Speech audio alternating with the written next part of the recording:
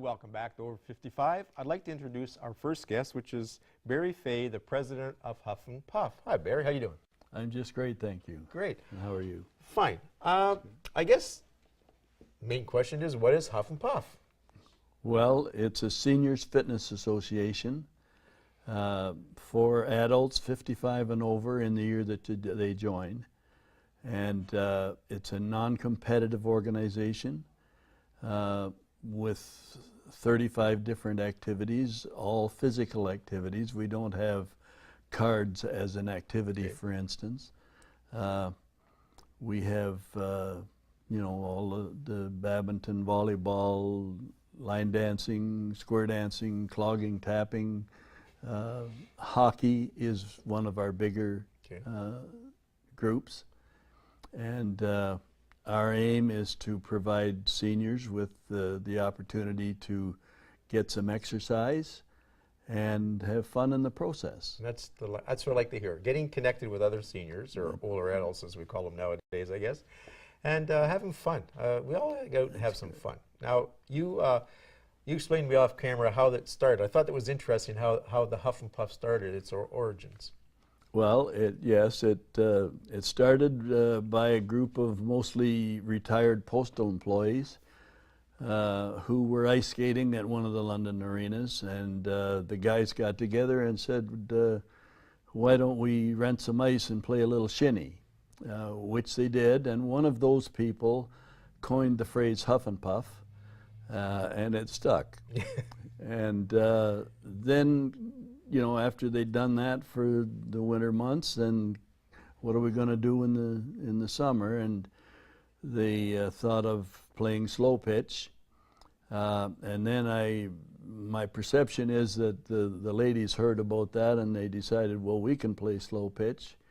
So that's when co-ed Huff and Puff actually started. That was back in the mid-'80s. Okay. And it started, and as the members requested newer activities is how we got to have 35 of them. Okay, and you said all the activities are all co-ed, so there's no men's team or women's team, it's just all co-ed, which I think is great. That's correct, yes. And you say it's not competitive, but I know one of my ex-board members is on your hockey and baseball, and it's probably a bit competitive, but that's good, but it's not physical, like you're not hitting each other. We do occasionally have, it's something that we have to learn as we get older, that we cannot compete as vigorously as what we once did. And sometimes we all have to learn that, well, okay, when the ball's 6 feet away, you just let it go. That's good. Now, you were saying that it originated here. It's unique to London, which is another great thing, because London seems to be the start for a lot of things, and been around for 26 years roughly. So, yes, it is unique. I've told a number of people that there is no organization in the world that can compare with what we have from the standpoint of the number of activities and the cost to participate.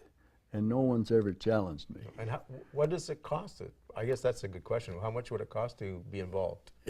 For most people, it costs $60 to join, and that's for the first year. Okay. And $55, there is a $5 administration fee there. We do have another membership fee that's only $40, but that is for any activities where we don't pay rent. In other words, if all they want to do is bowl or curl or golf or cycle, where we're not paying any rent for those activities, then they only have to pay $40 a year. Because there is an expense. I mean, you have to rent city property and rinks, and I mean, all that time is expense because somebody else probably wants to rent it, and there's a lot out there. I think you said your membership is 1,650 people. That's a lot. That's right.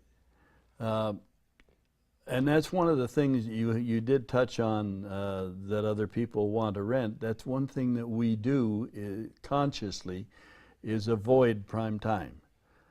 We have all of our activities during the day.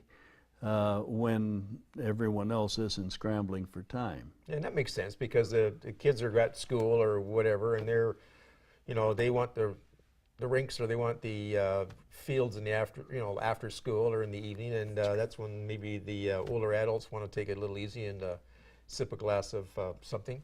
Yeah, and whatever. whatever. So no, that works out good. So you said there's 35 different activities. Yes. And they're all physical, basically. So there's The closest to being a non-physical activity that we have is our singing group. Okay. And it is still a physical activity. Now, age groups, they start at 55, and that's got a great ring to it, the number 55. But what's your oldest huff and puff who's huffing and puffing?